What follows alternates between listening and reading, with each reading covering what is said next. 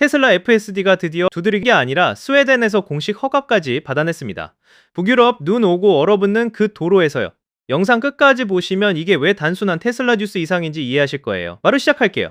스웨덴 스트렝네스라는 도시 혹시 들어보셨어요? 스톡홀름에서 서쪽으로 약 1시간 거리에 있는 작은 지자체인데요. 이 도시가 지금 전 세계 자율주행 업계에서 꽤 중요한 이름이 됐습니다. 스트렝네스시 이회기술 여가위원회가 테슬라의 공공도로 FSD 테스트 허가를 공식으로 내줬거든요. 이 소식이 처음 수면 위로 올라온 건 X, 그러니까 구 트위터에서였어요. 랭큰제로원이라는 계정이 시의회에서 받은 공식 결정 서한 사진을 올리면서 알려졌는데 그게 순식간에 퍼져나갔습니다. 서한에는 명확하게 적혀 있었어요. 스트렝네스시 관할 도로에서 테슬라의 FSD 테스트를 허가한다. 근데 여기서 한 가지 중요한 포인트가 있어요. 이 허가는 유효 기간이 1년이에요. 그리고 실제 테스트가 바로 시작되는 건 아닙니다. 스웨덴 교통청, 스웨덴어로 트란스포르트 스트레센이라고 하죠. 이 기관의 최종 승인이 떨어져야 실제로 도로 주행이 가능해요. 시 차원에서 문을 열어줬으니 이제 국가 차원의 도장을 기다리는 단계인 거죠. 그리고 또 하나, 미국에서 우리가 봤던 완전 무감독 로보택시 방식이 아닙니다. 스웨덴 테스트에서는 반드시 특별히 훈련받은 안전 운전자가 운전석에 앉아 있어야 해요. 만약 뭔가 잘못될 경우 즉시 개입할 수 있는 사람이 항상 있어야 한다는 조건이 붙은 거예요. 유럽 규제가 미국보다 훨씬 보수적이라는 걸 여기서 바로 알 수 있죠. 그럼 이 테스트가 정확히 어디서 이루어지냐? 스트렝네스시 관할 시도, 즉 도시 내부 도로가 이번 허가의 범위예요. 그런데 사실 테슬라는 이미 스웨덴 국도에 대한 테스트 허가는 따로 받아둔 상태였어요. 그러니까 이번 시도 허가로 커버 범위가 더 넓어진 거고 실질적으로 도심 환경 데이터까지 수집할 수 있게 된 겁니다. 테슬라가 올해 초부터 스웨덴의 테스트 허가를 신청해온 이유가 뭔지 생각해보면 이게 단순히 유럽 시장 넓히기 그 이상이에요. 스웨덴 도로 환경은 테슬라 FSD 입장에서 굉장히 가혹한 테스트베드거든요.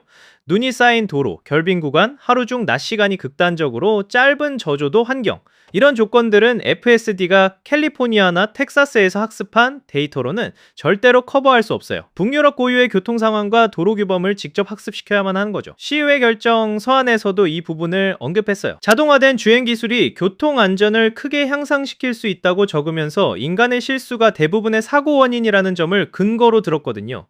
그러니까 스트렝네스시도 단순히 테슬라 편의를 봐준 게 아니라 실질적인 사회적 편익을 계산한 결정이라는 거예요. 이제 조금 더 넓은 그림을 봐야 해요. 스웨덴은 갑자기 혼자 이 결정을 내린 게 아니거든요. 지금 유럽 전역에서 일종의 연쇄 반응이 일어나고 있어요. 몇 주 전에는 네덜란드가 EU 회원국 중 최초로 FSD 슈퍼바이즈드, 즉 감독형 FSD를 일반 대중이 쓸 수 있도록 완전 승인했습니다. 테슬라는 그 직후 네덜란드에서 바로 FSD 구독 서비스를 론칭하고 유럽 최초 일반 공개 서비스를 시작했어요. 테슬라의 FSD 개발을 이끌고 있는 아쇼크 엘루스와미가 예전에 이런 말을 했었죠.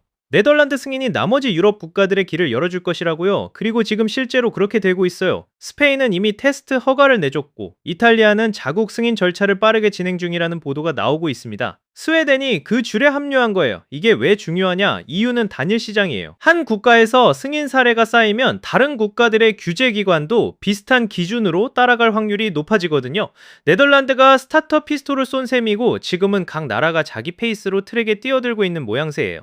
그런데 유럽에서 쓰는 FSD가 미국 버전이랑 똑같다고 생각하시면 안 돼요. 유럽 현지 규정을 맞추기 위해 인터페이스 자체가 다르게 설계됐고 안전 요건도 훨씬 엄격합니다. 그리고 오너가 FSD를 처음 활성화하려면 의무적으로 안전 퀴즈를 통과해야 하고 튜토리얼 영상도 끝까지 봐야 해요. 이거 건너뛸 방법 없고요. 그래야만 기능이 켜집니다. 미국에서 그냥 켜는 것과 확실히 다른 경험이에요. 태조 채널 구독자분들 중에 테슬라 오너 계시면 아마 이 부분이 제일 궁금하실 텐데 스웨덴에서 실제로 FSD를 쓸 수 있게 되려면 트란스포르트 스트렐센의 최종 허가가 먼저 떨어져야 하니까 조금 더 기다려야 하는 상황입니다. 마지막으로 이 테스트가 갖는 기술적 의미를 짚고 넘어갈게요. 지금 테슬라는 FSD V14와 V15 빌드를 계속 다듬고 있어요. 이 두 버전이 목표로 삼고 있는 건 인간보다 안전한 수준의 자율주행, 즉 테슬라가 말하는 슈퍼휴먼 세이프티예요. 스웨덴 도로에서 수집될 실제 데이터가 이 목표를 달성하는데 직접적으로 투입됩니다. 극지에 가까운 기후 조건, 독특한 북유럽 교통규범, 도심과 비도심이 뒤섞인 스트렝네스 도로 패턴 전부요. 유럽 자율주행의 문이 생각보다 빠르게 열리고 있어요. 네덜란드가 첫 문을 열었고 스페인과 스웨덴이 뒤따르고 있고 이탈리아가 그 뒤를 쫓고 있습니다. 이 흐름이 어디까지 이어질지 계속 지켜봐야 할 것 같아요. 다음 영상에서도 가장 빠르게 업데이트해드릴게요. 구독 아직 안 하셨으면 지금 눌러주시고요. 다음에 봐요.